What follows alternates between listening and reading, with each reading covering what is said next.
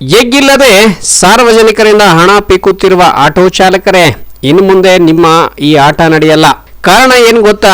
Police ಇಲಾಖೆ RTO ಅಧಿಕಾರಿಗಳ ಜೊತೆ ಚರ್ಚೆ ಮಾಡಿ ಮಾರ್ಚ್ ತಿಂಗಳ ಕೊನೆಯ ಹೊತ್ತಿಗೆ ಆಟೋಗಳಿಗೆ ಮೀಟರ್ ಅಳವಡಿಸಲಿದ್ದಾರೆ. ಈ ವಿಚಾರವನ್ನು ತುಮಕೂರು ಜಿಲ್ಲಾ ಎಸ್ಪಿ ಅಶೋಕ್ ಕೆ ವೆಂಕಟ್ ಇಂದು ಸುದ್ದಿಗೋಷ್ಠಿಯಲ್ಲಿ ಸ್ಪಷ್ಟಪಡಿಸಿದ್ದಾರೆ.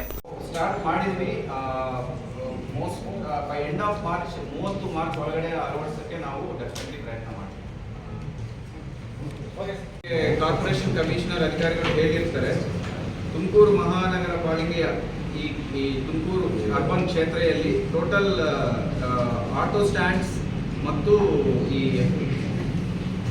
ಸ್ಪೀಡ್ ಬ್ರೇಕರ್ಸ್ ಅಳವಡಿಸಲಾಗ್ತಾ ಇದೆ. ಸೊ ಈ ಆಟೋ ಸ್ಟ್ಯಾಂಡ್ಸ್ ನಮಗೆ ಮೊದಲಿಂದ ಸಮಸ್ಯೆ ಇತ್ತು, ಎಸ್ಪೆಷಲಿ ಸ್ಮಾರ್ಟ್ ಸಿಟಿ ಅಳವಡಿಸಿದಾದ ಮೇಲೆ ಇರುವ ಆಟೋ ಸ್ಟ್ಯಾಂಡ್ಸ್ ಕ್ಯಾನ್ಸಲ್ ಆಗಿದೆ. ಸೊ ಈಗ ಹೊಸದಾಗಿ ಅದೇ ಕಾರಣದಿಂದ ಅಳವಡಿಸೋಸ್ಕರ ಟೋಟಲ್